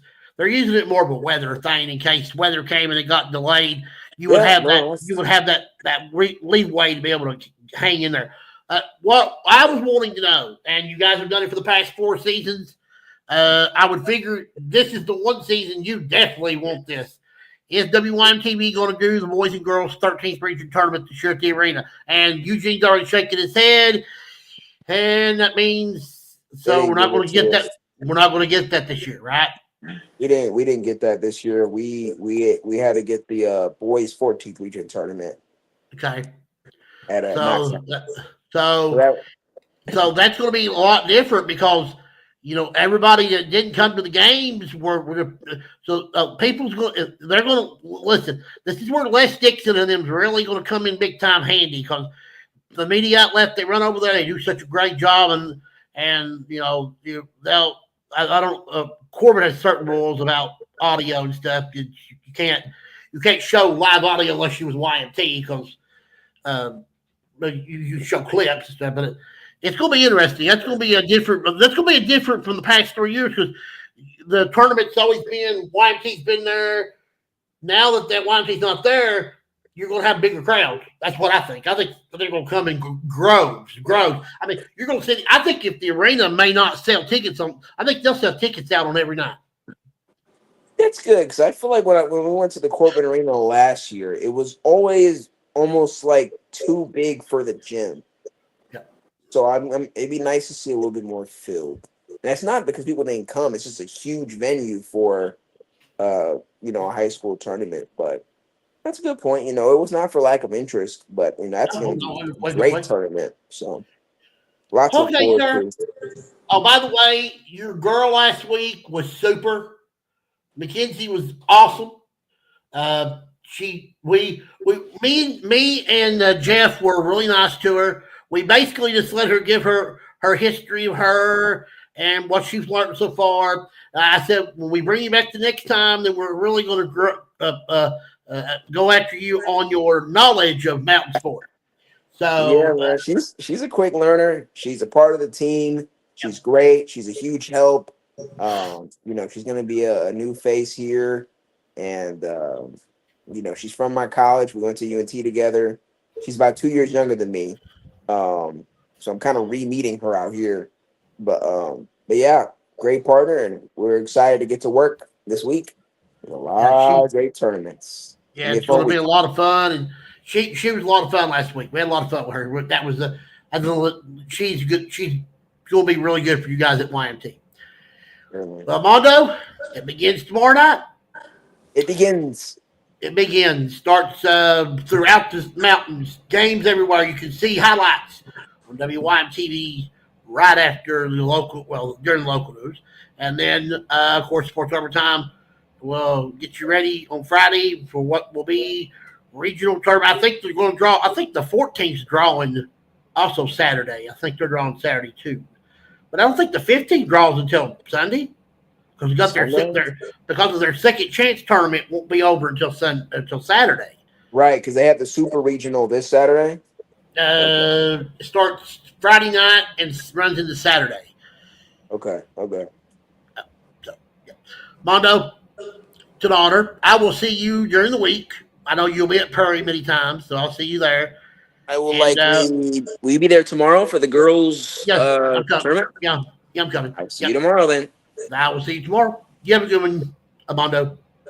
Y'all have a good one. Good to see you, Mr. Farmer. You too, Armando. Can't wait to see your work. All right, let me give you some final notes, and I'll let Eugene give his final thoughts, and we'll get out of here. I won't thank everybody. We had a great show. Listen, this is what I love. Great banner, great Eugene.